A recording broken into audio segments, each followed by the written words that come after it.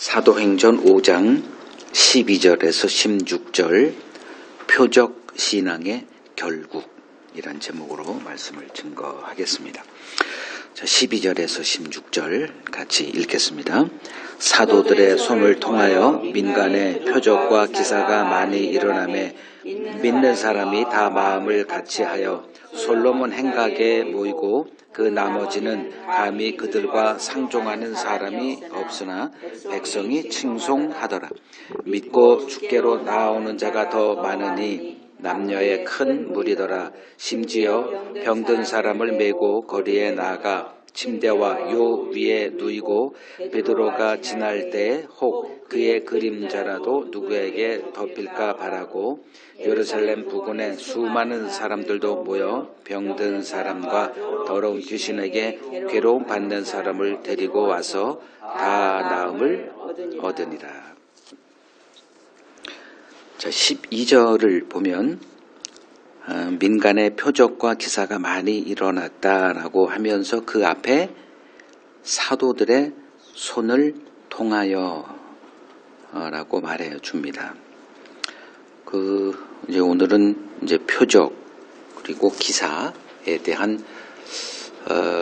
내용인데 이거를 우리가 어떻게 이해해야 되는가에 관한 내용입니다.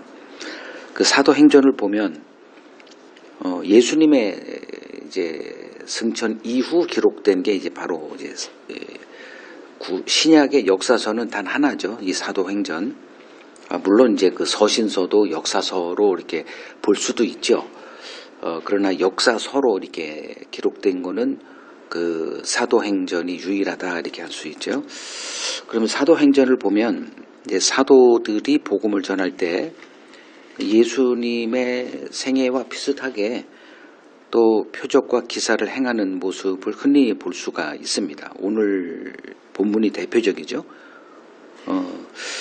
그리고 이제 그 이후에도 계속적인 다른 사도들을 통해서도 또 표적과 이적이 벌어진 것을 볼 수가 있어요.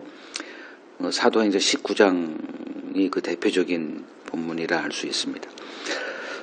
그리고 오늘날 교회에서도 역시 표적과 기사에 대한 어휘는 다 알고 있는 것들이에요. 일상이 되어버린 형국입니다. 오늘은 이러한 표적의 기원, 그냥 표적 기원이라기보다는 표적 신앙 설명할 거예요. 표적 신앙의 기원 그리고 현상 분석 그리고 그 결국에 대해서 심층적으로 살펴보고자 합니다. 심층적이다 하니 쉽지 않겠다는 좀 느낌이 왔으리라 생각합니다. 물론 쉽지 않아요. 저한테도 이게 도전인데, 그러니까 예수님의 등장 이전에 그 유대 사회를 뒤흔들어 놨던 사건이 있었죠. 세례 요한 때문에 그랬습니다. 사람들이 그에게 열광하고 마음을 열었던 이유는 그의 설교 때문이었습니다. 그래서 그의 말을 듣고자 사람들이 광야까지 나아갔다. 이럴 정도였습니다. 복음서의 기록을 보면 유대에 있는 모든 사람들이 다 나갔다. 이런 게 하여간에 그 정도로 센세이션을 일으켰던 사람인데 그 세례 요한이 어떤 표적을 행했다는 구절은 한 구절도 없어요. 그거하고는 상관없는 사람이었습니다. 반면에 예수님이 등장해서 사람들을 이제 막 어딜 가든지 무리가 따라왔습니다. 뭐 때문이었나? 두 때문이었어요. 세례 요한의 설교를 능가한 설교였습니다. 그러니까 말씀에 은혜가 이제 임했다는 거죠. 또 하나가 부인할 수 없는 게 표적이었습니다. 그 예수님의 생애를 기록한 사복음서 역시 예수님이 행하신 수많은 표적을 기록하고 있죠. 그리고 가장 영적인 복음서라 이렇게 부름받은 요한복음조차 예수님의 표적을 기초로 구성되어 있어요. 그래서 흔히 요한복음에 7가지 언어, 7가지의 이게 3가지가 있어요. 나는 뭐다가 7가지가 나옵니다. 나는 생명이다, 나는 문이다, 나는 뭐 부활이다, 뭐 이런 것들. 그 7개 나오고 또 하나가 2가지가 나오는 게 또 하나, 그 하나가 이제 7가지 표적이죠. 뭐 시간 관계상 뭐 인터넷만 찾으면 바로 나오니까. 그 요한복음 20장을 보더라도 여기에 기록되지 않은 다른 많은 표적을 예수께서 행하셨으니 이는 이로 말미암아 예수가 예수의 이름을, 그러니까 예수가 그리스도임을 믿어 생명을 얻게 하려 합니다. 이렇게 이제 기록이 되어 있고 표적에 대한 얘기를 강조합니다. 자, 초대교회의 특징 중 하나는 이제 결국 표적과 기사였다. 이렇게 말해도 과언이 아닙니다. 자, 12절을 보면 그 사도들의 손을 통하여 이걸 굳이 기록을 해놓고 있어요.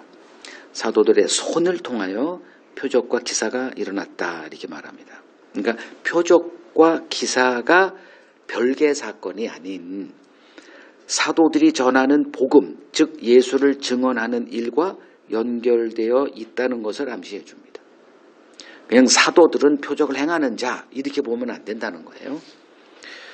그래서 12절 그 후반부에서 13절 보면 표적과 기사가 많이 일어나매 믿는 사람이 다 마음을 같이하여 솔로몬 행각에 모이고 그 나머지는 감히 그들과 상종하는 사람이 없으나 백성이 칭송하더라라고 기록하고 있습니다.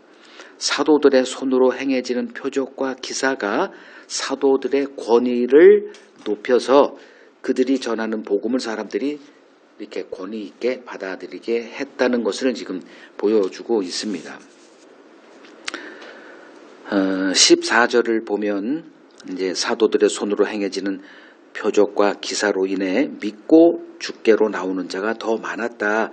남녀의 큰 무리다. 15절을 보면 병자를 침대와 요 위에 누워있게 해서 베드로가 지날 때 베드로의 그림자라도 덮이게 했다. 그리고 16절을 보면 모든 병든 사람과 더러운 귀신에게 기름받는 사람들이 사도들에게 나와 모두 나음을 입었다. 이렇게 말합니다. 사도들의 손으로 행해지는 표적과 기사가 이 당시에 얼마나 강력했고 일상적이었는지를 알 수가 있습니다. 이 표적들이 이제 믿는 사람들을 더욱 단단하게 하나 되게 했다는 거죠. 이것이 이제 표적의 순기능이다 이렇게 볼 수가 있습니다. 오늘은 그 표적의 역기능, 그러니까 순기능은 뭐 이런 것들이에요. 이게 하나님이 의도하신 건데 역기능에 대해서 살펴보고자 합니다. 그 구성이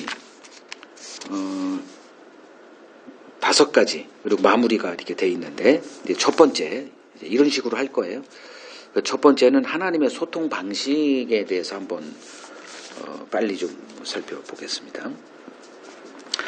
하나님은 소통하시는 분이죠. 성경 자체가 하나님이 얼마나 우리와 소통하시는지를 보여주는 증거물이에요. 이제 하나님과 소통하기 다 원하죠.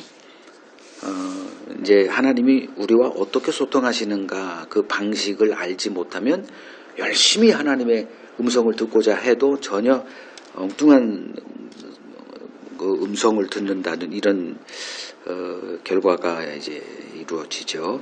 그러니까 하나님께서 우리와 소통하시는 방법을 성경을 통해서 배워야 합니다.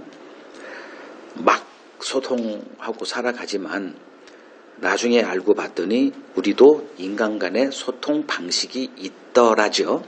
여러분들이 이제 일반 뭐 교보문고나 이렇게 인문학적인 그 서점 이렇게 에리어를 가면 그 소통에 관한, 즉 커뮤니케이션에 관한 책들이 엄청나게 많다는 것을 보고 깜짝 놀랄 겁니다.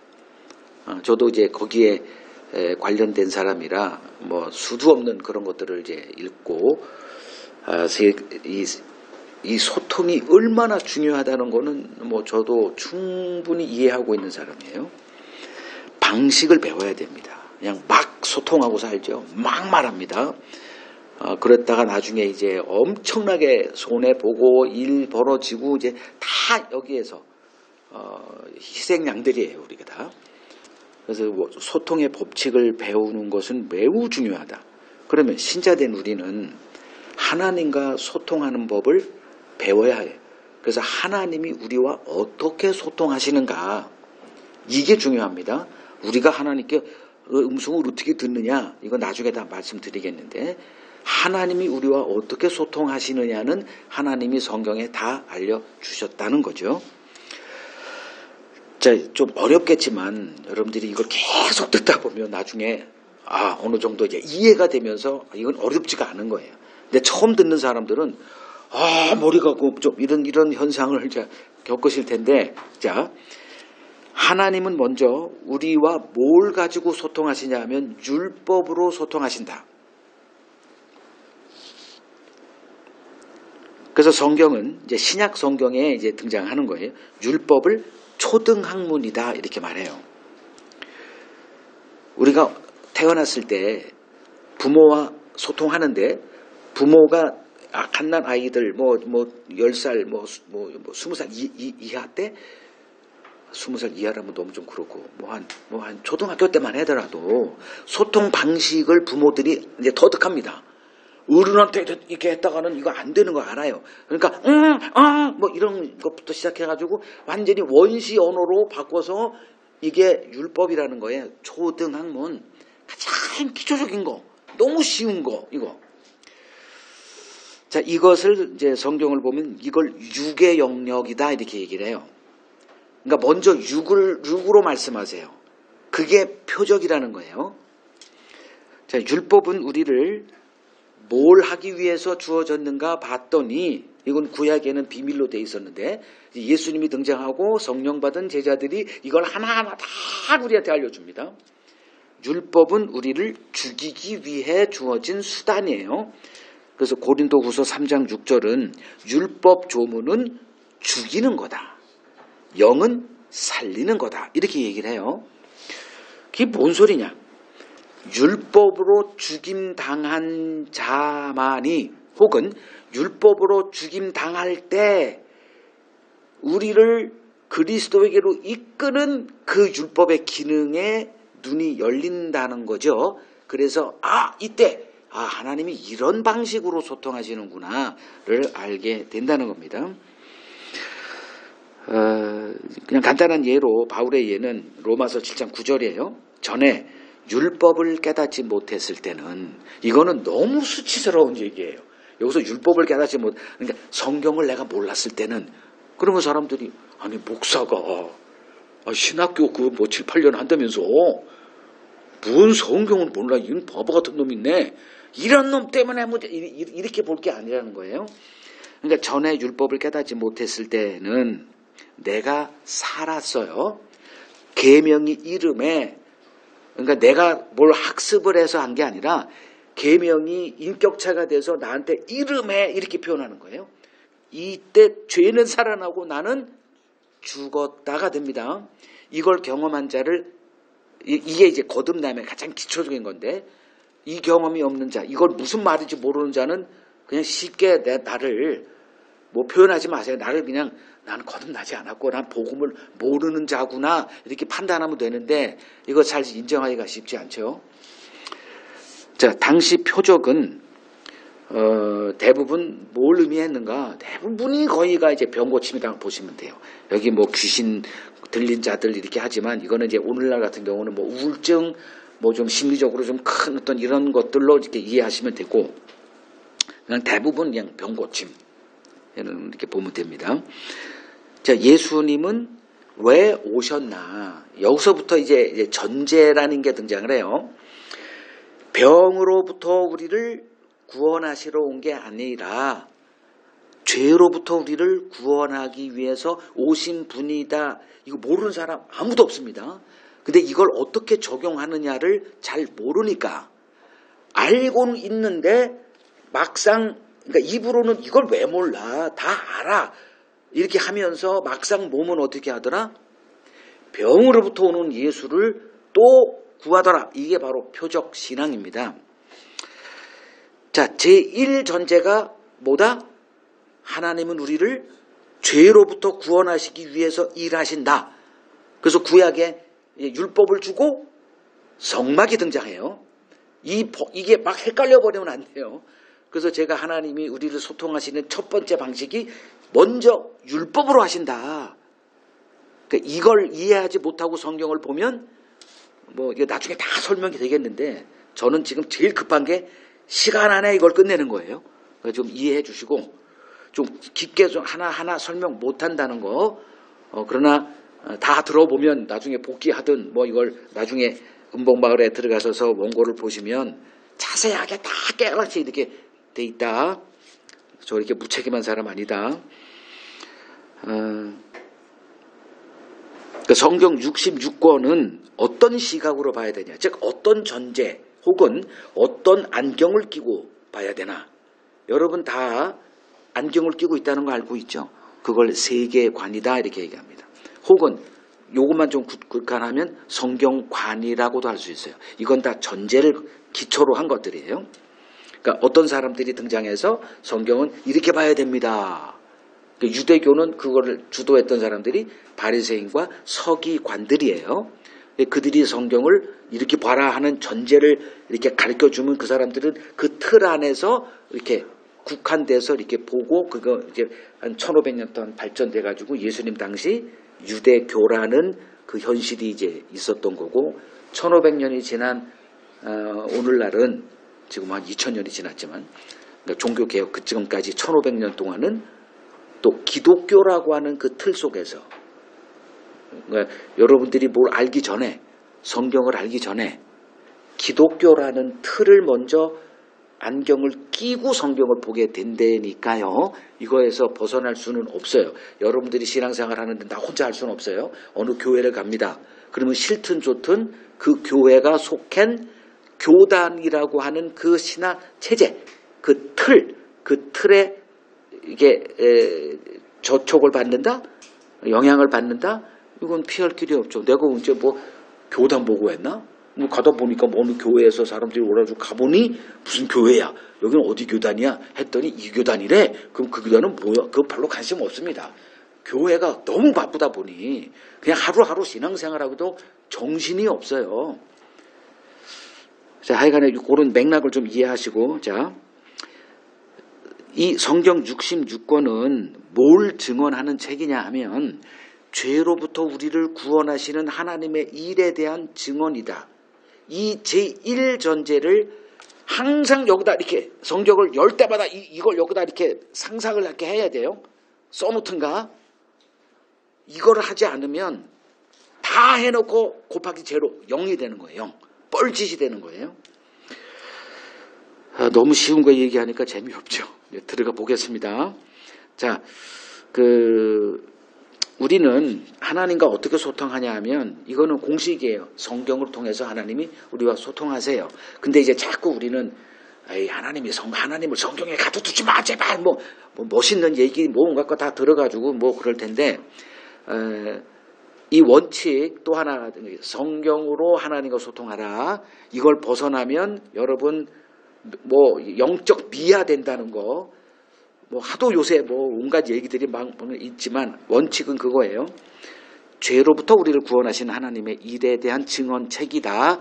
또 하나가 하나님의 음성을 듣고자 뭐 체험을 난 통해서 난 하나님을 경험하고 싶다는 이런 것들 때문에 여러분 다 헛세월 사는 겁니다.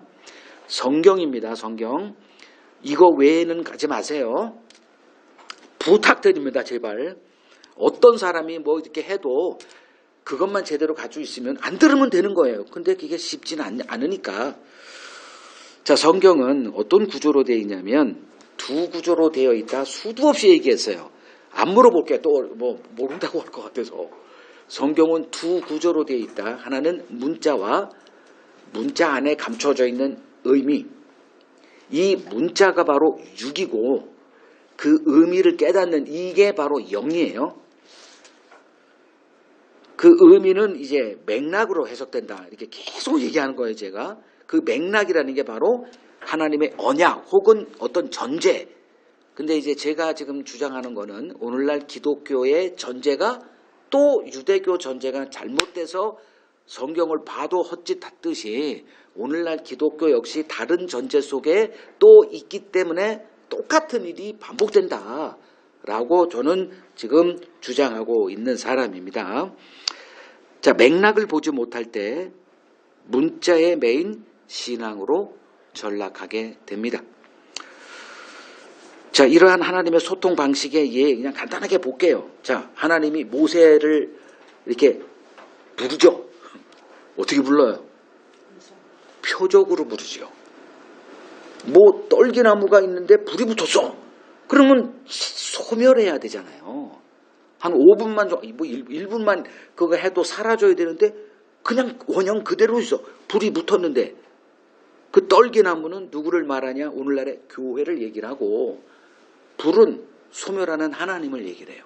그럼 소멸하는 하나님과 누군가 인간이 만나면 인간은 소멸돼야 되죠. 죽어야 되죠.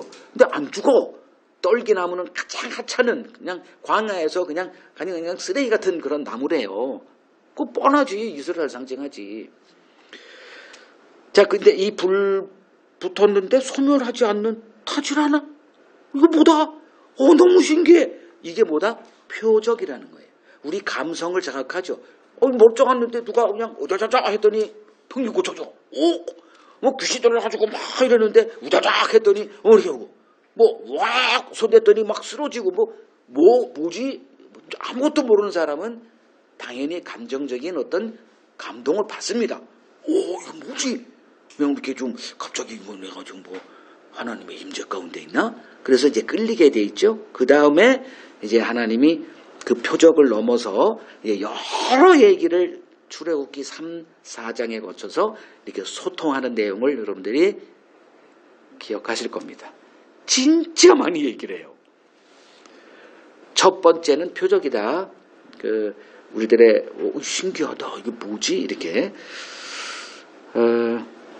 바울 구약은 율법 하면 모세, 신약은 복음하면 바울이니까 바울을 부를 때 어떻게 해요? 역시 음성도 아니에요. 그냥 하늘에 큰 빛 이렇게 표적이죠. 자, 당시 모세나 사울 모두 영적으로 이제 어린아이죠. 바울은 복음도 몰라요. 그냥 율법으로 쩌들어져 있는 아주 그냥 결과물이었죠. 희생물이죠.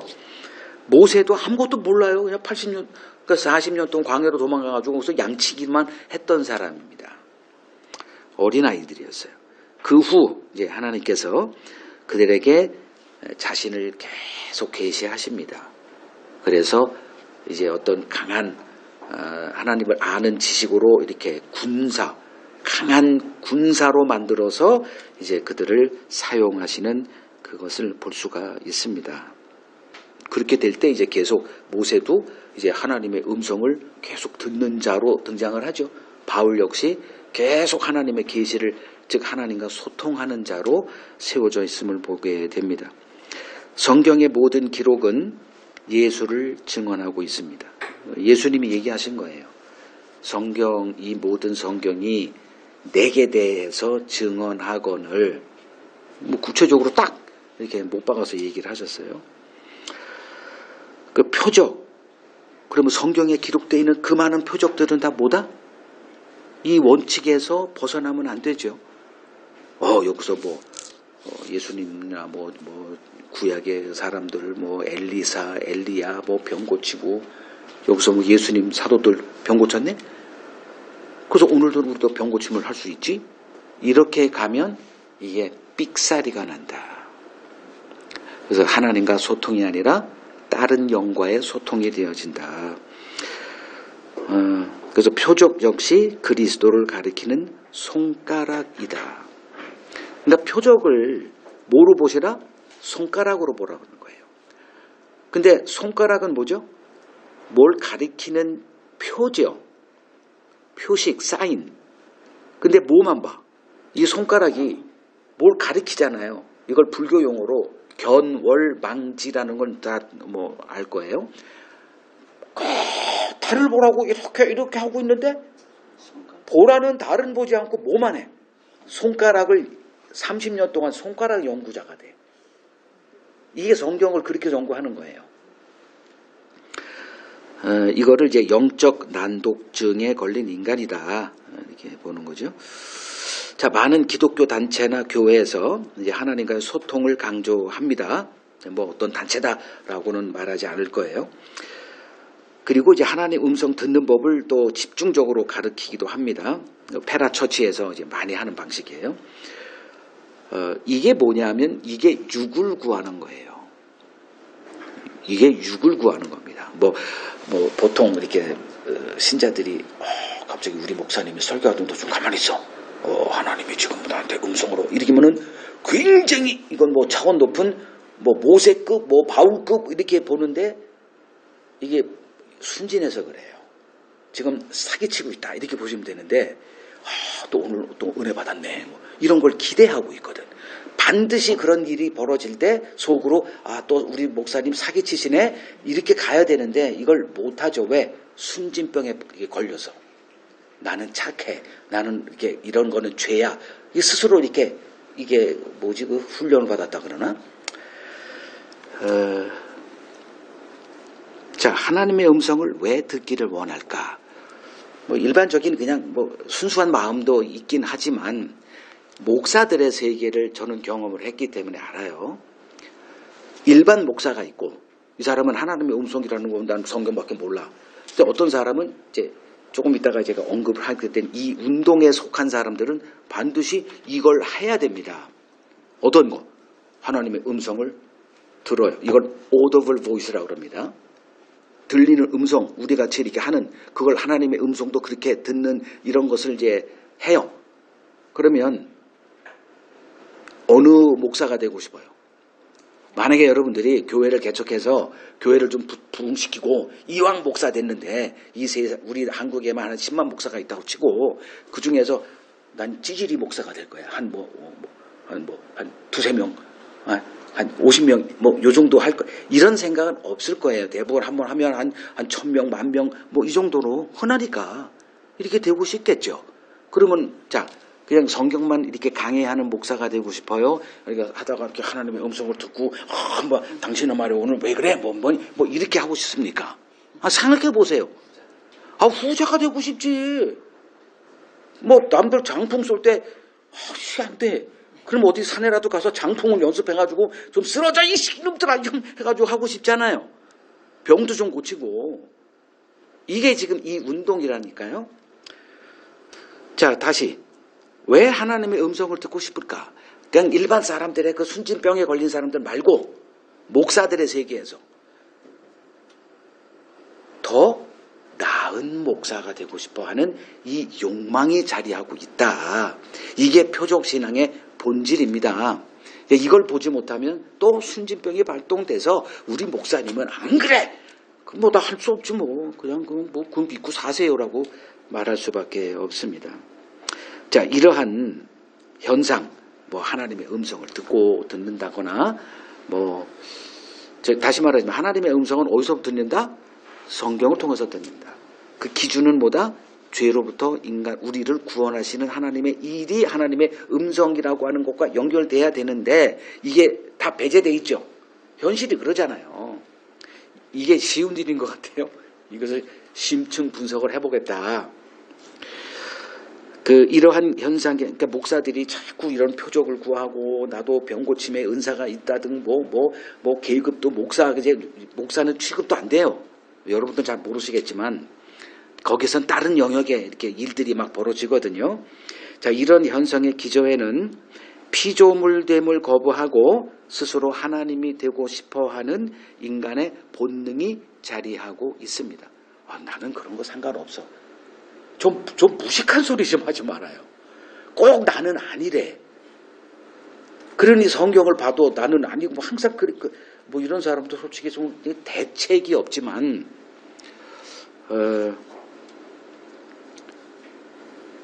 그러니까 제자들이 사복음서에 기록되어 있는 제자들의 모습에 항상 빠지지 않는 게 뭐냐면 누가 더 크냐 이 욕망입니다.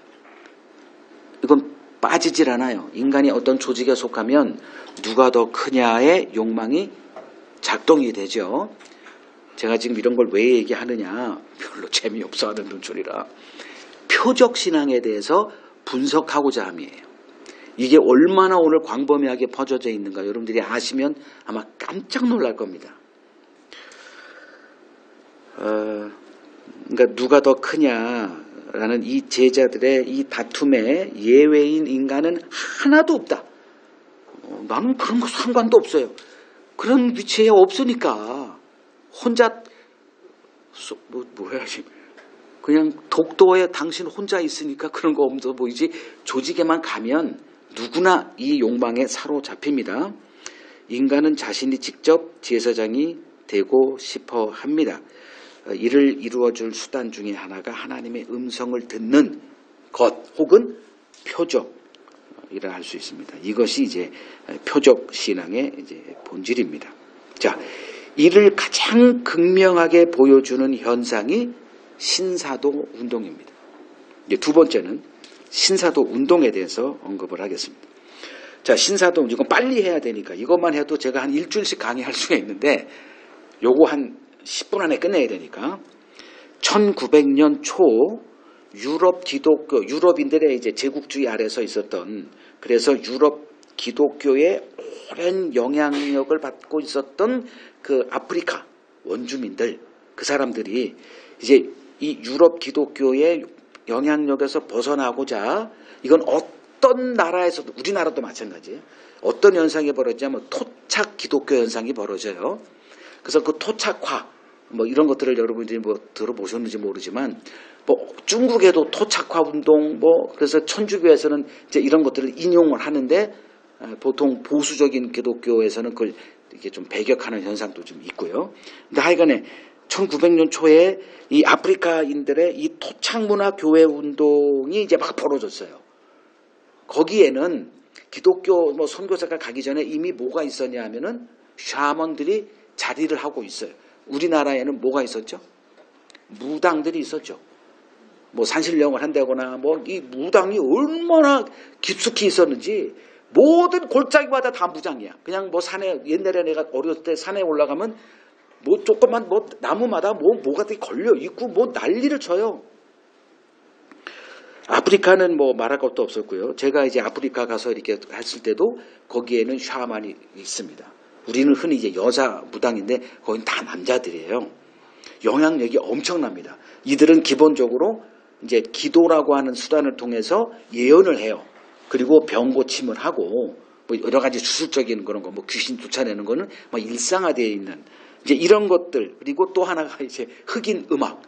여러분들은 이걸 잘 모르실 텐데 제가 이제 그 아프리카나 이제 이런 데를 많이 이제 이렇게 갔다 오면 나라마다 음악이 필요 없어. 이 악기가 자체가 음악이에요. 이 사람들이 그냥 갑자기 설교하고서 좀 쉬자 그러고 하면은 자기들끼리 이건 천상의 악기가 이 사람들 몸이에요. 화음이 그리고 그 특유의 그 아프리칸 뮤직에 자기들이 뭐 이거로 뭐 북치고 뭐 비트를 내면서 몸을 흔드는데 우리 한국 갔던 목사들이나 이 사람들도 같이 이게 된다니까 그냥 자기가 모르게 빠져들어가요. 그래서 이런 것들이 이제 초기에 기독교화가 됩니다. 그러니까 흑인 음악, 치유, 예언 뭐 이런 것들이에요. 이것이 이제 어떻게 또 1900년도에 뭐 미국의 뭐 아주사의 뭐 오순절 운동, 뭐 흑인들로 이렇게 해서 또 거기서 방언에 터지고 하는 그런 운동들이 나오다가 이게 언제 기독교 그게 그 주류로 자리하게 되냐면 1980년대 풀러 신학교 교수인 피터 와그너 많이 들어보셨을 거예요. 뭐 저도 그 사람이 쓴 책 한 15권인가 원서로 그 사람이 쓴 것도 워낙 달필이에요. 그래서 그냥 읽으면 쭉 한 권 그냥 뭐 이렇게 읽을 수 있어요. 뭐 엄청나게 저술을 많이 한. 그러니까 이 신사도 운동의 기초를 닦은 현존하는 학자로 보시면 되는데 페루의 선교사로 있다가 뭐 효과도 없다가 거기서 이제 맥가브란 박사의 수제자가 되고 뭐 하다가 거기에 교수가 되면서 이름을 날리고 하면서 누구와 손을 잡냐 하면 그 캐나다의 존 윈버라는 사람과 손을 잡아요. 그리고 그 사람을 제도권 신학교로 끄집어 들어옵니다. 그래서 자기가 가르치는 그 학과에 그 사람을 초대해서 시련을 보여줘요. 병자 있습니까? 그럼 이제 거기에 한국인 유학생들이 굉장히 많았어요. 그럼 거기서 나 여기 뭐 심장이 있는데 여기 다리가 아주 안 좋은데 뭐 다 있잖아요. 뭐 병 다 땡 잡았네. 나 여기가 어디가 아파. 그럼 이 사람이 거기서 다 병을 직접 고쳐요. 그리고 이 피터 와그너도 하나의 주특기가 있었는데 다리가 이렇게 사람마다 이렇게 좀 평형이 아니래요. 그거를 자기는 주특기래. 주은사. 그래가지고 다리를 늘려. 그러니까 평형을 맞추는 그걸 자기는 은사래. 그런 은사를 갖고 있대요. 그리고 뭐 다른 사람들은 뭐 주특기가 다 목사가 의사들이 전공이 다르듯 내과, 정형외과, 심장을 다 다르듯 은사도 다 달라. 뭐 이렇게 이런 것들이 이제 센세이션을 일으킨 거죠. 그래서 이때 이제 이 신사도 운동이 공식적으로 기독교 제도권으로 들어오게 됩니다. 자, 우리나라 신사도 운동이 우리나라에 도입된 것은 이제 1990년대 초였습니다. 한 10년 뒤에. 그래서 우리 한국 기독교는 미국을 한 10년 뒤에 따라가고 있다 이렇게 보시면 됩니다.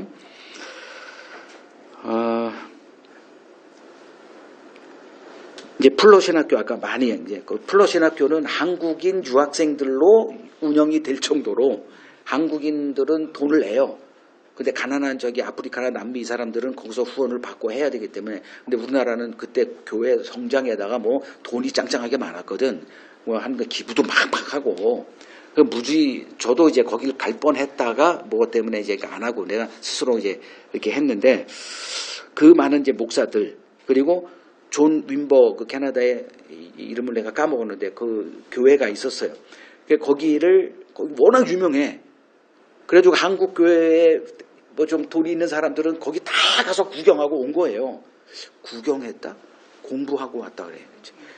그래가지고 예배 그걸 다 우리나라 사람들은 뭐 일본 철강 우리나라 철강 없을 때 그냥 가가지고 눈으로 다 보고 와가지고 한국 그 포항제철도 만들었고 뭐 독일에서 뭐 하나 만들어 오면 가지고 오면 그걸 눈으로 다 스캔해가지고 만드는 나라입니다. 그럼 거기 있는 거 그대로 그냥 직수입을 해가지고 어떤 형태로 만들었냐면 교회 예배 형태를 그리고 예배당 구조를 완벽하게 바꿔놨습니다. 이게 1990년대 초였어요. 그러니까 설교단 대신 없애버려. 공연 가능한 무대 형식의 지금의 여러분들이 교회 가면 흔히 이게 뭐 조그만 교회는 뭐 그건 불가능하지만 어느 정도 뭐 이렇게 좀 있다 하는 뭐 건물 여기 좀 있네 규모 있네 들어가 보면 뻔한 구도가 있죠. 그래서 거기에 한 뭐 20-30명 뭐 청바지 입고 뭐 옛날에는 그건 불가능했어요. 근데 요새는 뭐 이렇게 청바지 북지정 뭐 이런 거 입은 애들이 뭐 목사도 이제 뭐 그냥 티셔츠 딱 입고 뭐지 이거 만든 사람이 누구더라? 스마트폰 만든 사람이 누구죠? 이름이 그 사람 그 강의할 때 항상 청바지에다가 저런 옷 까만 거 이렇게 티셔츠 입고 이렇게 하는 것처럼 이렇게 편하게 이렇게 토크한다고 합니다. 그래서 이런 열린 예배가 정착되게 했어요. 한두 시간 찬양 예배는 기본이고 방언, 예언, 치유, 뭐 영적 체험을 앞세운 이런 예배가 이제 정착이 되면서 병 고치고 뭐 이런 뭐 예언하고 뭐 이런 것들을 하면서 메가 처치라는 것이 이제 한국에 뭐 한 몇 개 이렇게 세워지고 세계에서 제일 큰 교회 10몇 개가 다 한국에 이렇게 세워지기도 했고요. 그래서 기독교 옷을 입은 신비주의가 교회의 주류로 뭐 정착하게 됩니다. 자, 요까지는 뭐 대부분 이제 이해하실 건데 이젠 좀 복잡한 얘기로 들어갑니다. 이건 미끼에 불과했다. 시간이 지나면서 신사도 운동에 숨겨져 있던 그들의 실제 모습이 이제 모습을 드러냅니다. 이걸 이해하는 사람은 그렇게 많지가 않은데 이제 이들의 그 목표가 뭐냐? 전 세계를 기독교로 장악하는 게 그들의 목표였어요. 그래서 이제 실행 계획을 세웁니다. 한 국가를 7개 영역으로 나눠요. 빨리 할게. 정치, 경제, 교육, 가정, 문화, 미디어, 예술, 스포츠 이것을 이제 7개 분야로 해서 거기에 모든 사람들을 다 동원해서 장악을 합니다. 제가 지금 오늘 이제 다루고자 하는 게 정치 영역이에요. 그러니까 모든 이 영역, 7가지 영역을 기독교 영향력 아래 두어서, 그러니까 기독교인들을 침투시키는 거예요. 그래서 이제 한 나라를 이제 완전히 장악하는 게, 그래서 예수님의 재림시 이 땅에 뭐 예수님이 오시기 전에 세례 요한이 주의 길을 평탄케 하는 것, 똑같은 모습으로 이렇게 하는 거, 이걸 유기다 이렇게 얘기하는 거예요. 그래서 이들은 이미 전 세계적인 네트워크가 다 돼 있어요. 우리나라 어떤 파라처치에 있는 어디가 다 이거 연관돼 있고, 이건 우리가 알지 못하고 우리가 이제 편히 이렇게 여기 있는 사이에 이들은 다 만들어 놓은 거예요. 그래서 정치에 적극적으로 참여해서 기독교의 영향력을 극대화하고 있습니다. 그래서 오늘날 전 세계 극우화 현상이죠. 여러분들이 야, 세상 이제 미쳐 돌아가네. 이것쯤은 다 보실 수 있어야 됩니다. 지금 난리가 아니잖아요. 저 유럽의 중심 국가인 영국과 프랑스는 이미 완전 페이오스입니다. 국가 자체가 성립이 안 돼 있어요. 그래서 우리가 그렇게 선망하는 이게 없어. 미국은 이미 이걸 누가 나라라고 볼 수 있습니까? 그냥 깡패도 저런 깡패 없죠. 이런 전 세계 극우화 현상의 배후에 우리나라도 극우화가 이미 탄탄하게 돼 있습니다. 전혀 우리나라 뒤처지지 않아요. 그 배후에 뭐가 있다? 신사도 운동이 있다쯤은 여러분들이 볼 수 있어야 오늘날 벌어지는 세계 현상을 좀 이해할 수 있게 될 거예요. 자, 이들의 특징, 갈 길이 좀 먼데, 세상을 어떻게 바라보느냐, 이들은 하나님과 사탄의 대결이라고 하는 구도를 딱 이렇게 해놔요. 그러면 오늘날 하나님 편에 있는 국가와 사탄의 편에 있는 국가 딱 떠오르는 게 있죠.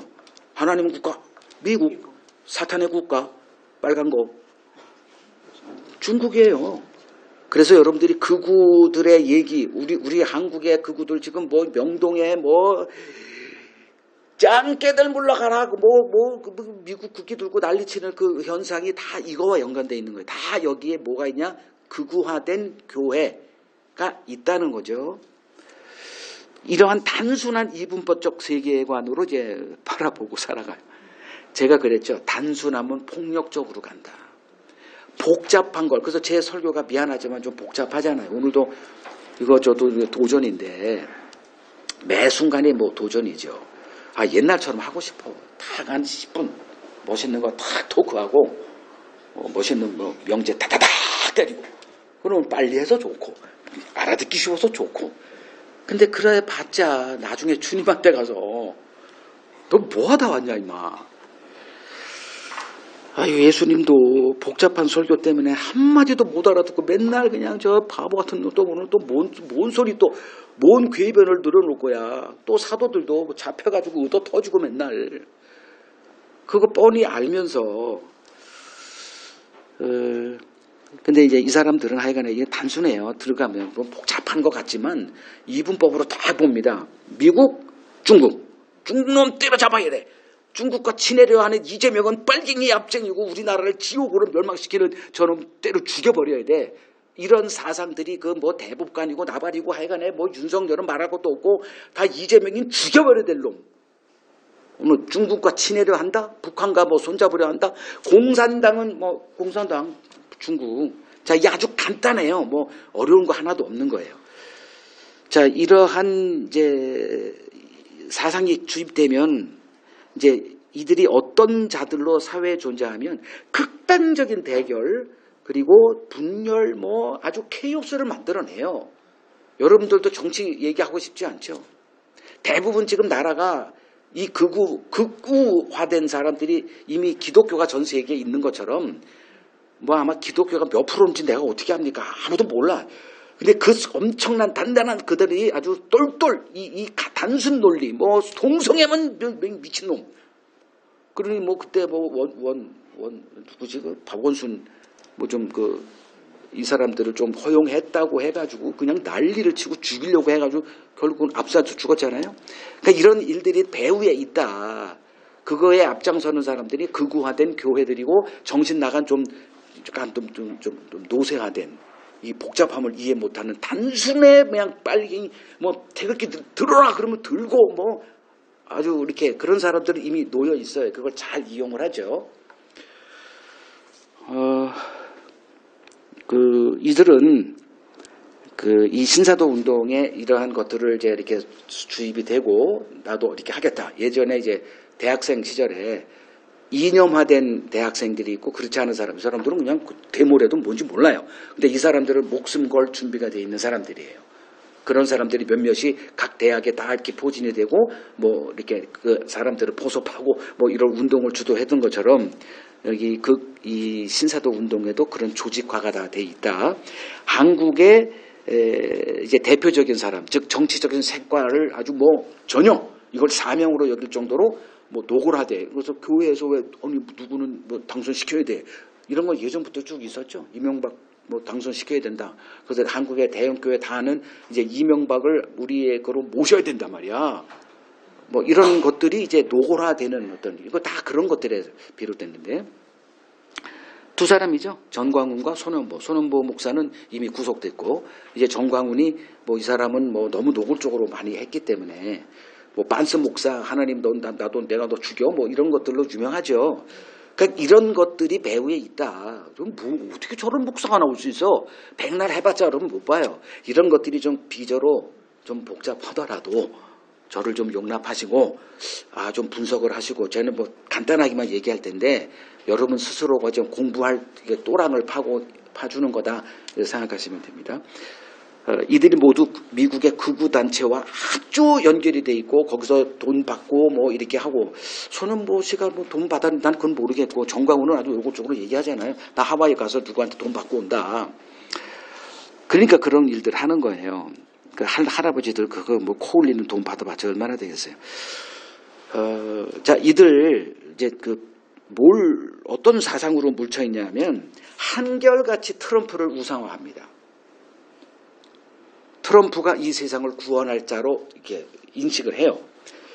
어떤 성경의 원리냐면 하나님께서 이스라엘을 해방시키기 위해서 바벨론 폴로 갔던 70년이 되자 하나님이 누구를 사용하죠.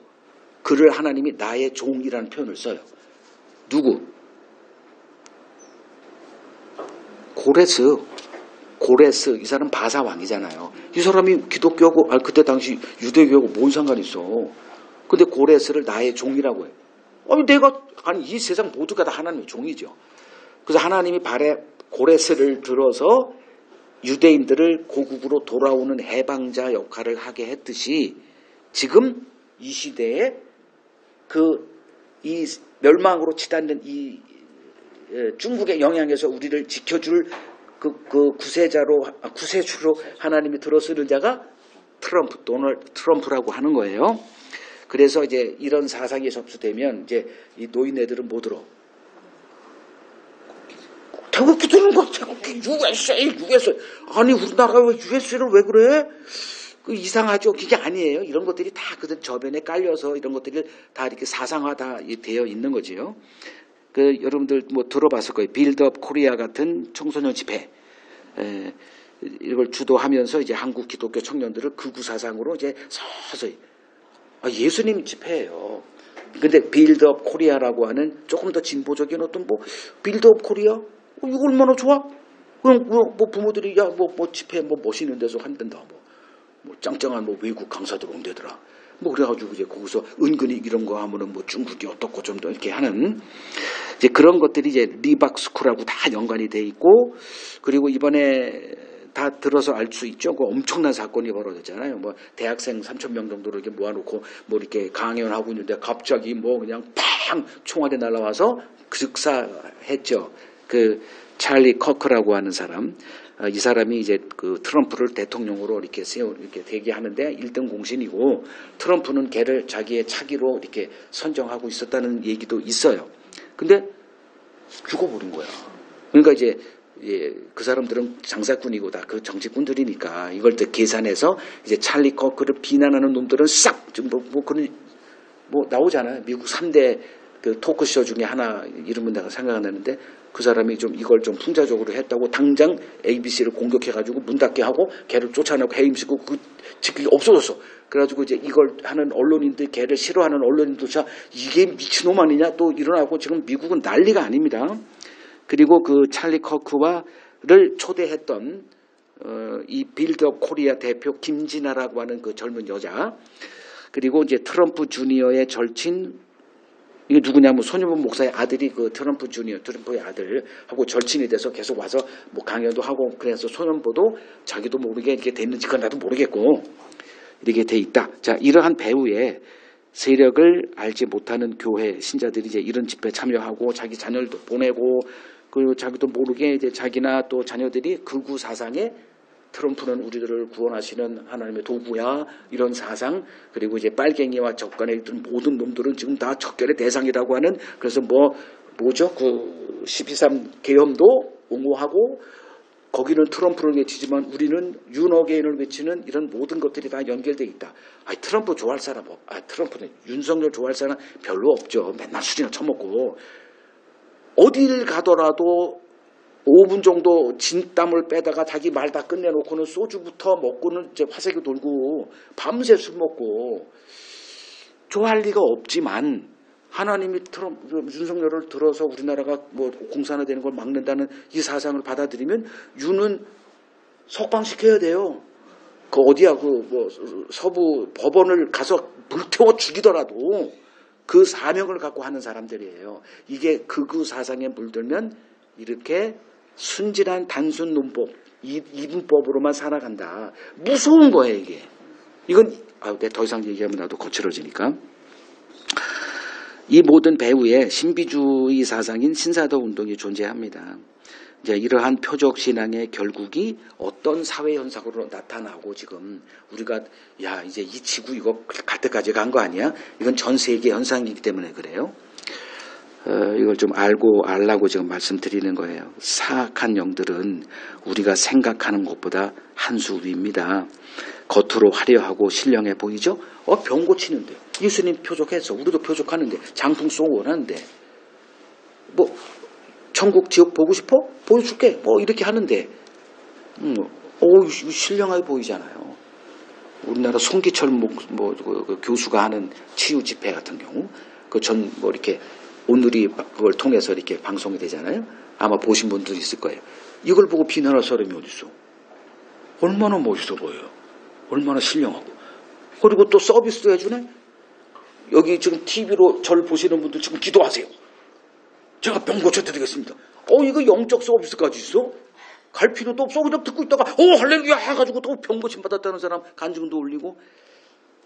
이게 얼마나 어리석은 일들인지 오늘날 기독교가 이 정도로 한심합니다. 제 세 번째 주제. 아이고 반밖에 못했는데 큰일 났네 이거. 1, 2부로 할까?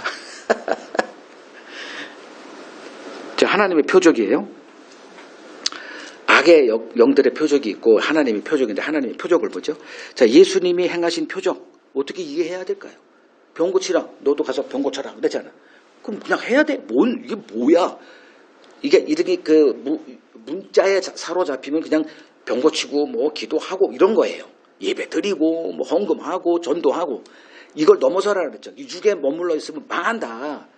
영으로 가라는 거죠. 이게 무슨 의미냐? 그게 바로 예수님이 행하신 표적. 오늘날 여기 지금 본문에 나오는 사도들의 베드로가 지나가면 그 베드로의 그림자라도 비칠 만한 곳에다 이 정도로 난리를 치는 이걸 어떻게 이해해야 되냐? 그리고 그것들을 쫓아낸 게 아니라 오는 모든 일을 다 고쳐줬대요. 또 이걸 어떻게 해? 이렇게만 보시면 돼요. 이게 바로 기준입니다.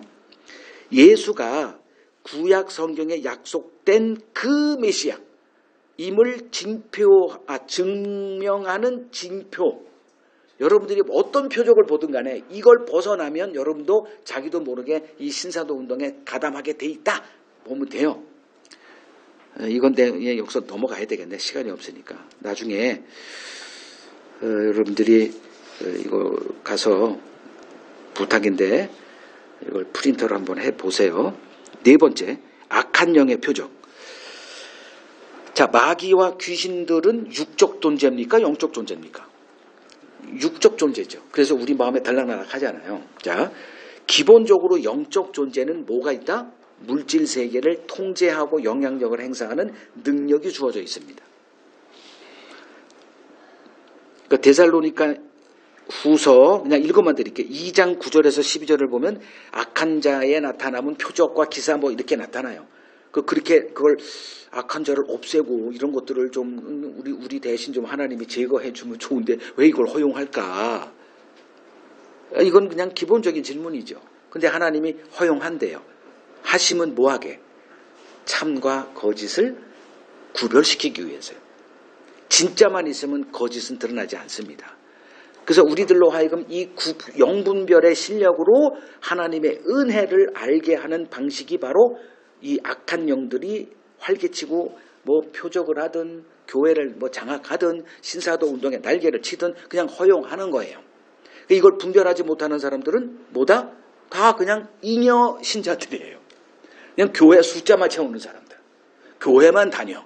그리고 뭐 주워 들은 게 있으니까 하나님, 예수님, 뭐 성령, 뭐 복음, 뭐 얘기는 하지만 그게 무슨 의미인지 1도 몰라. 그리고 알려고도 하지도 않아. 그냥 그 자리에서 멈춰 있어요. 그냥 잉여 신자들이에요. 그러면 이제 그 욥기 1장 12절에 보니까 여호와께서 사탄에게 이르시되 내가 욥의 소유물을 다 내 손에 맡긴다 이렇게 했죠. 그날 욥의 소유물을 사탄이 번개, 지진 이런 걸 움직인다니까. 그 다음에 이제 그의 몸엔 손대지 마. 알았어요? 해놓고 몸을 빼고 나머지를 다 죽여버리잖아요. 그의 소유니까 자식까지도 다 죽여버려요. 재산 다 날려버리고. 그 다음에 이제 그래도 얘가 안 변하네? 그러니까 사탄이 또 하나님이 자극을 줘. 너 저런 애 봤냐? 몸에 손대면 지가 뭐 그럴까? 그래? 몸은 손대되 생명은 건들지 마. 이 정도로 이렇게. 그러니까 즉시 몸에 종기가 이렇게 나게 하잖아요. 기본적으로 영적인 존재인 천사나 뭐 사탄이나 악한 영들, 귀신들 다 이 정도 능력은 있구나 알 수 있죠. 또 세상 것을 주관할 능력이 있죠. 마태복음 4장 예수님의 그 세 번 시험 광야에서 그때 네가 나한테 엎드려 경배하면 이 세상 모든 거 다 줄게. 있어요. 거짓말하지 마 이런 말 안 했거든. 뻥치지 마 임마.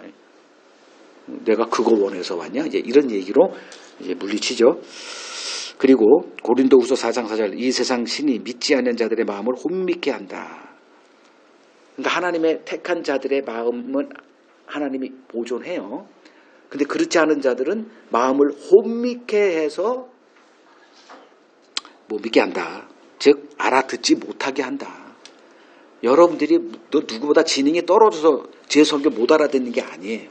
이미 마음이 사탄에게 장악이 돼서 이미 혼미해가지고 뭔 소린지 이렇게 되더라.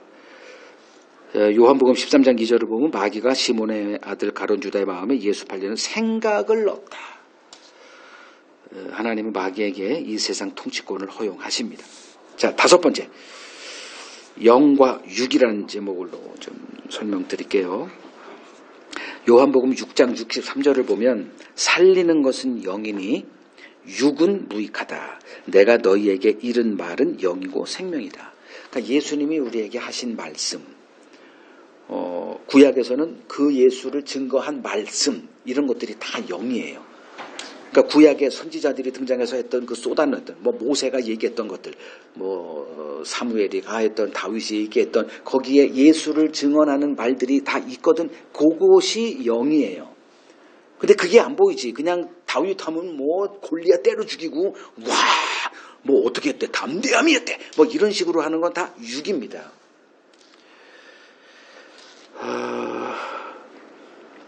그래서 살리는 것은 영이니 육은 무익하다. 여기서 육이라는 게 지금 이 요한복음 6장은 뭐부터 얘기가 발전됐나?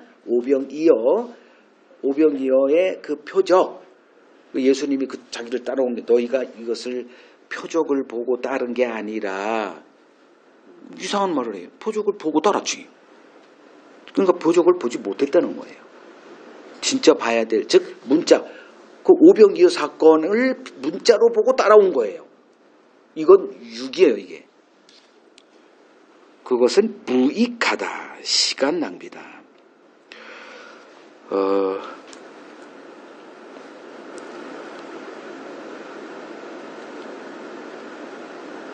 자, 하나님의 표적이 있어요.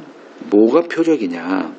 인간의 마음을 변화시키는 표적입니다. 인간의 문제가 뭐예요? 죄죠. 죄가 어디에 있어요? 우리 마음의 왕으로 군림하고 있습니다. 이걸 바꾸는 게 하나님의 일이에요. 그런데 그것을 이제 하나님의 표적으로 이제 보면 하나님의 표적이 어떻게 우리에게 다가오느냐. 이제 그 엘리야를 통해서 이제 보여줘요. 엘리야는 하나님의 일을 증거하기 위해서 뭘 하려고 그랬죠? 갈멜산으로 모여 이랬잖아. 그래서 실력 행사를 하자. 눈에 보이는 것으로 하나님을 좀 보여주자 말이야. 가지고 이제 니들부터 해. 가지고 800명의 제사장들이 난리를 치고 이거 큰일 났네. 이거 죽이기로 했는데 우리가 숫자가 압도하니까 이 한 명, 이 찌질한 놈 저것보다는 낫겠지 해가지고 했는데 안 되니까 어떻게 돼? 자해하고 뭐 흔히 하잖아. 여러분 하나님께 떼쓰다가 안 되면 어떻게 해? 굶잖아요. 그리고 비참하게 나 좀 구해줘 이 하나님 이런 땡깡을 쓰잖아.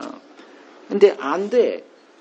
그때 이제 엘리야가 물 부어 임마. 더 안 되는 방향으로. 그리고 즉시 하나님이 했잖아요. 그래서 다 죽였어. 이제 하나님께로 돌아오겠지 이스라엘 백성이. 한 명도 안 돌아와. 낙담이 돼가지고 이제 이세벨이 죽여버리겠다고 하니까 도망쳐요. 얼마나 빨리 도망치는지 하네. 그 호렙산까지 도망쳐 그냥. 그리고서 계속 하나님께 땡깡쳐. 나 죽어버릴 거야 이씨. 나같이 특심으로 당신을 섬겼는데 돌아오는 게 뭐야? 뭐 이렇게 따지죠. 그러니까 야 이 자식아 나와 임마. 굴 속에서 기어 나오게 만들어. 서고선 뭐 해요? 지진이 있게 하고 바람이 태풍이 불게 하고 다 표적이죠. 뭐 있냐? 없는데. 그리고 나서 갑자기 세미한 음성 이렇게 표현해요. 위스퍼링 보이스예요. 귀 속에서 이 속에서 나만 들려. 내 옆에 있는 아무도 몰라. 이게 바로 바울을 부를 때 하나님이 했던 방식이에요. 세미한 음성으로 마음을 변화시키는 거예요. 겉은 인간이 만든 화려한 것들은 다 썩어 문드러집니다. 뭐 트럼프가 지금 미국을 다시 위대한 적이 없었는데 내가 볼 땐 뭘 하겠다는 짓도 그냥 뻥이죠. 그냥 정치적인 구호죠. 자, 하나님의 음성을 세미한 소리라고 하는 이유가 있어요. 하나님의 음성은 밝은 데서 들립니까? 어두운 데서 들립니까? 어두운 데서. 자, 마태복음 10장 27절. 내가 시간 없으니까 내가 다 할게.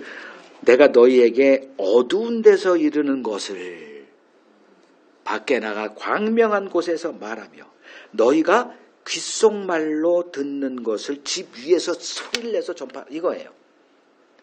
그러니까 하나님이 어떻게 우리와 소통하시는가를 배우지 못하면 엉뚱한 짓을 한다니까.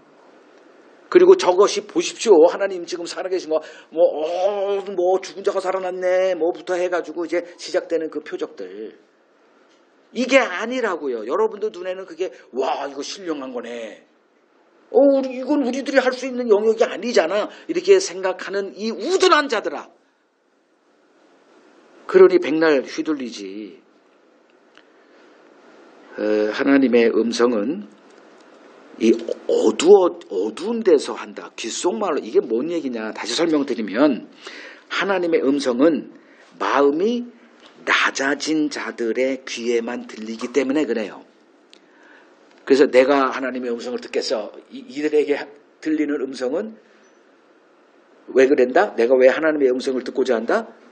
더 높은 자가 되고 싶어 하는 욕망에서 기인했기 때문에 누가 응답한다? 사탄이 응답하는 거예요. 사탄은 우리를 높입니다. 그건 내가 잘 알아요. 그놈을. 그놈하고 나하고 한때 친구였거든. 내가 걔한테 잘 배웠어. 그래서 친구가 되게 봤지. 네 계획가 뭐지? 했더니 이 자식 하는 게 뻔해. 누구든지 걔한테 걸리면 헤어나지 못하겠다. 결론 내렸어요. 근처도 가지 마라. 걔가 하는 일이 뭔지 아세요? 여러분을 높이는 거예요. 그러면 거품이 예전에 한때 제가 한 몇 년을 그렇게 내가 세계에서 최고의 목사구나. 그렇게 다가오니까 옆에 있는 그 음성 듣는 자들이 나한테 와서 너는 앞으로 뭐 누구보다 더 위대한 뭐 목사가 될 것이며 앞으로 그림까지 그려주고 뭐 별게 다 나한테 왔거든. 내가 그때 내 모습 정말 봤으면 아마 여기에 그냥 제가 이러고 다녔다니까. 나 그때 생각하면 그 음란한 내 모습이 정말 그때는 그런 줄 알았어. 그 세계에 영어가 되니까 나도 굉장히 더 빠르거든요. 당시 높은 놈도 다 나와. 딱 봤더니 한 놈이 있어. 그러면서 하나님 같은 게 하는 거야. 하나님 내가 저놈보다 내가 너보다 걔보다 더 높여 임마 쓸까 임마. 이렇게까지 해야 되네. 이렇게 혼자서 눈에 패이는 게 없어. 눈에. 오늘날 목사들이 이런 나의 그걸 추앙하면서 지금 이거 하고 있거든요. 안 들리는 거예요. 하나님의 음성이. 누구의 음성이 들려? 내가 너를 높여줄게. 사탄이 다 나왔잖아. 선악과 할 때. 너가 하나님보다 내가 높여줄게. 지혜로운 자 해줄게. 이거 끝났죠. 거기에 안 걸려 넘어갈 사람이 있을 것 같아요. 표적을 구하는 자들의 마음은 이미 높아진 마음이에요. 들리는 건 사탄의 음성이고 표적이고 개지랄. 미안해. 나는 하나님을 이렇게 만났습니다. 내 앞에서 오면 저는 진짜 좀 민망스러울 정도로 고개를 돌려버립니다. 그러니까 한 사람은 나한테 저는 이렇게 예수님을 만났습니다. 인격적으로 만났대. 그래서 좀 들어보세요. 고개를 이렇게 돌렸지. 그러니까 어떻게 되는지 모르니까 왜 그런지 모르니까 자기는 그 전에 어떻게 만났던 거 고개를 따니까 굉장히 기분 나빠가지고 그냥 결국 이제 저를 떠났어요. 이들에게는 악한 영의 음성만 들릴 뿐입니다. 큰 자가 되고 싶어하는 자의 형태를 보여드릴게요. 목사들이 왜 이렇게 하냐? 귀신을 쫓아내고 이렇게 강대상을 신사도 운동에 그 흉내를 내고 표적을 행하고 성령 운동하고 왜 그럴까요? 큰 자가 되고 싶어한 거예요. 그들의 마음에서 그 순진한 그 신자들이죠. 목사님 제발 손가락 하나 오늘같이 이렇게 베드로 그림자라도 목사님 제 옆에 제발 지나가 손 터치만 이런 마음들을 어떻게 바라볼까? 한번 생각해 보라는 거예요. 그냥 순진병에 빠져가지고 나는 목사님을 존경해. 나는 그렇게 험상 그렇게 보면 안 돼. 이러지 마시고 그들의 마음을 한번 좀 이렇게 좀 한번 태보라는 거예요. 자, 내가 높아지고 싶어하는 사람에게 성도들은 뭐로 보여요? 빨대를 꽂아가지고 빼먹을 그렇게만 보이는 거예요. 저는 그걸 많이 경험했어요. 그 목회자라고 하는 사람들 이렇게 만나서 보면 다들 그래요. 저 성도들이 다 뭐로 보여? 다 11조로 보인대요.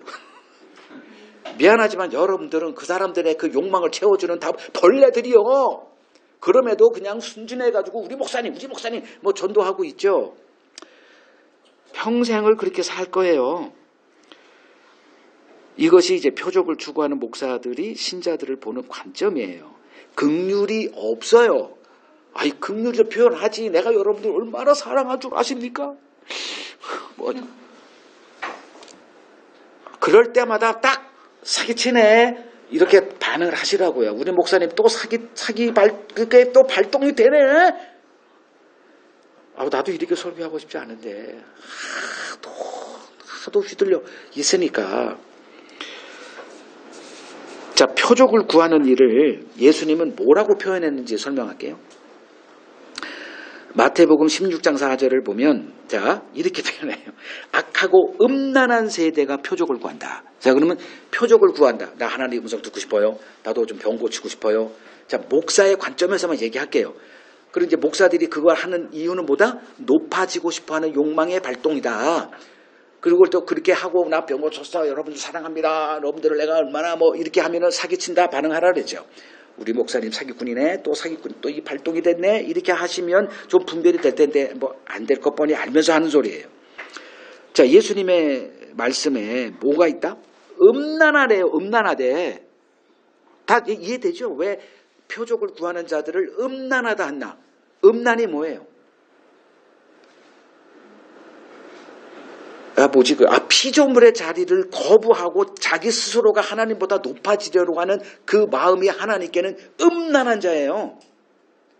그러니까 세상은 어쩌면 그런 거 모르지. 그러나 이스라엘과는 은혜를 줬는데 내 아내 삼았는데 이 자식이 딴 남자의 바람 피는 거.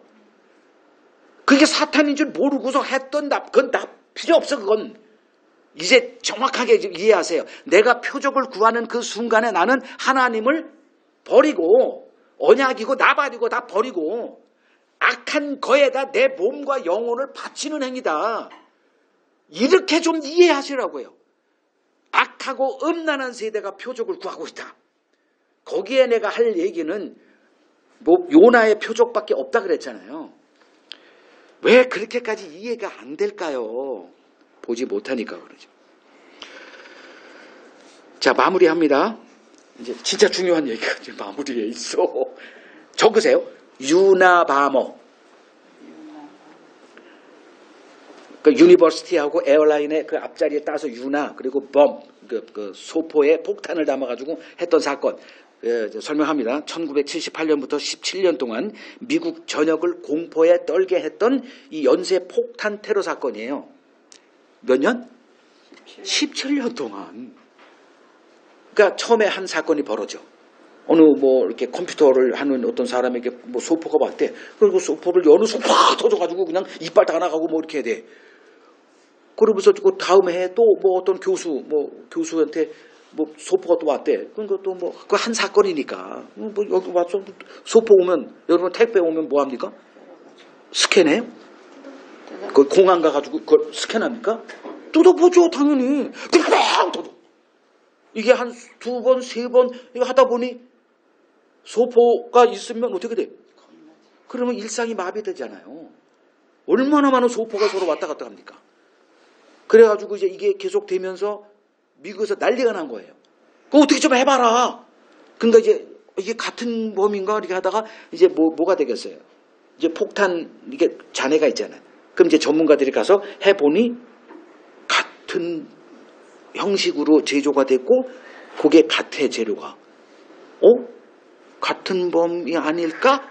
그 연쇄 살인범 아닐까? 이런 거 하다가 그러네.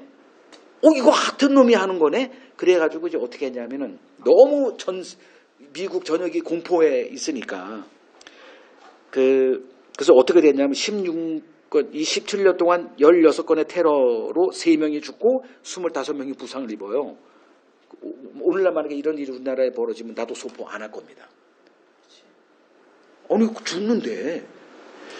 그래서 어떻게 됐냐면 150명의 날고 긴다라고 하는 사람을 다 끄집어 와가지고 FBI 특별 수사팀을 구성합니다.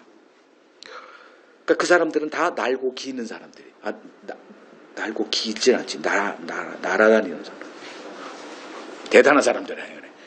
뭐 이름만 대도 다 아는 150명을 주워 모았어. 그래가지고 27년 동안 얼마 썼냐? 5천만 달러. 700억 원을 예산을 꼬나 박습니다. 근데 17년 동안 범인의 실마리를 못 잡아요. 그러니까 이제 미국 전역에서 이 FBI 이 거지 같은 놈들, 이 또라이들이 뭐 욕을 바가지로 먹으니까 이 고민하다가 17년 후에 어떤 일이 벌어졌냐면 어떤 한 시골의 어떤 수사관이 그 특별한 기법으로 범죄를 해결하는 어떤 한 수사관이 등장을 해요. 가지고 사람들이 이제 그걸로 특파 보내가지고 이제 그 사람을 테스트합니다. 어떤 서류를 줘요. 그러니까 그 사람의 서류를 딱 보고 이거를 딱 하더니면 이건 누구네요? 딱 맞추는 걸 보고 기가 막혀가지고 스카웃을 해가지고 그 팀에 합류를 시켜요. 그 사람 이름이 프로파일러인데 그 피제랄드라고 하는 그냥 피치라고만 할게요. 이 사람이 유나바머 수사팀에 합류해요. 그러니까 수사팀장이 이제 그를 워낙 유명하고 그러니까 그 사람을 불러다 자기 방에다 놓고 17년 동안 자기들이 한 결과물을 이렇게 얘기를 해요. 그러니까 우리가 유추해 보니 이 똑똑한 150명이 결과물이 요래. 이건 범위를 벗어나지 마. 첫 번째, 지식이 좀 둔해. 그래서 고등학교 정도밖에 안 나온 수준이야. 그러니까 걔가 뭐 협박 편지 뭐 이런 것들을 많이 17년 동안 모아놓은 걸 종합해 본 결과 얘는 지능이 좀 낮아. 학력도 저학력. 그리고 이제 연령대도 한 30에서 40세로 이렇게 10년 전에는 이제 한 20세에서 25세 이렇게 하는 게 좀 10년이 지났잖아요. 그러니까 이제 그때는 한 30에서 40. 이 범위 내에서만 얘기해. 왜? 150명의 날고 긴다고 하는 사람들이 내린 결론이 요 기준이에요. 그러니까 이 범주 내에서 좀 편하게 해. 이건 우리들이 이렇게 밑박했는데 범위를 못 잡았네. 그러니까 얘가 이제 그걸 받고 그 브리핑을 듣고 이제 자료를 다 인수 받아가지고 이제 하는데 그 사람이 쓴 기법이 뭐냐면 법 언어학입니다. Forensic Linguistic이라는 기법을 사용하는 거예요. 뭔 얘기냐? 문장을 보면 사람이 보인다예요. 그래서 제 설교를 이렇게 쭉 한 100개 정도 이렇게 프린트해서 보면 제가 쓰는 문장이 있어요. 난 몰라. 근데 이걸 하는 사람들은 찾아내요. 막 분석하면 컴퓨터로 돌리고 막 하면. 그리고 이 사람이 쓰지 않는 게 있어. 그러면 그 사람이 어떤 성향이고 뭐 이런 게 다 드러나요. 그거 이제 이 맨헌트 유나바모라는 지금 그거 없어. 옛날에 넷플릭스에 있었었는데 그걸 여러분 보게 되면 이제 이 내용이 자세하게 나와요. 8편으로 돼 있는데 그걸 이 사람이 이제 분석해 본 결과 어머나 17년 동안 5천만 달러를 투자해서 이 150명의 날고 긴다라고 하는 사람들이 만든 이 전제가 하나도 아닌 거를 이 사람이 발견해요. 어머머머. 이러니까 이 사람들이 제자리 걸음했지. 그래서 이제 그 사람이 내세운 이제 찾아가요. 선배님, 팀장님, 이거 아니잖아. 당신들이 이렇게 한 거 내가 보니까 이거 아닙니다. 그럼 뭐야? 걔는요, 천재급입니다. 그리고 고학력자입니다. 그리고 나이가 50에서 55? 최소 50 아래는 아닙니다. 왜냐하면 언어에 그 사람의 그 시대에 쓰는 언어가 있거든. 만약에 요새 어떤 애가 쓰는 거 뭐 있어? 내가 알지 못하는 언어. 요새 막 이렇게 축약해서 쓰는 거. 엘렐레 뭐 이런 거 썼다. 그러면 걔는 뭐 나이가 한 10살 이렇게 보면 되잖아요. 그러니까 이런 식으로 걔가 이제 법 언어학 그 기법으로 이제 그 나오는 기준이 이거예요. 이걸 새로. 그러니까 또 정반대지. 그러니까 이 사람이 뭐라고 그러냐면은 너 우리를 무시해도 이렇게 무시하냐. 내가 뭐라 그랬어 이마. 이 세 가지를 절대 벗어나지 말라 그랬잖아. 오직 복종해. 면박당하고 얘는 포기하지 않고 해가지고 이제 하는데 결국 가지고 멸시와 조롱당하고 쫓겨나요. 근데 나중에 이제 얘 때문에 결국은 잡게 되는데 얘가 했던 게 100% 다 맞아요. IQ가 167인가 되는 사람이고 16살에 이제 그 하버드 대학 들어가고 26살인가에 그 최고의 그 수학 교수로 임명이 될 정도로 천재급이에요. 자, 전제가 잘못되니까 제자리 걸음하더라. 여러분 제가 오늘 왜 이렇게 성경의 전제를 계속 얘기했는지 날고 기는 사람들이 다 바리새인들이고 서기관들이고 사두개인들이고 제사장들이에요. 전제가 잘못됐더니 거기서 맴돌았더라. 1500년 시간 뭐 얼마나 많은 경비, 돈, 뭐 누구 쟁장 학습 결과물, 뭐 신학자들 그 아무 의미도 없습니다. 그래서 잘못된 전제가 어떤 결국으로 이어지는지 이제 대표적인 사례까지 말씀을 드렸습니다. 다른 복음을 분별할 수 있는 영 분별 장착하셔서 하나님이 우리에게 이끄시는 그 길에서 벗어나는 일이 없기를 소망합니다.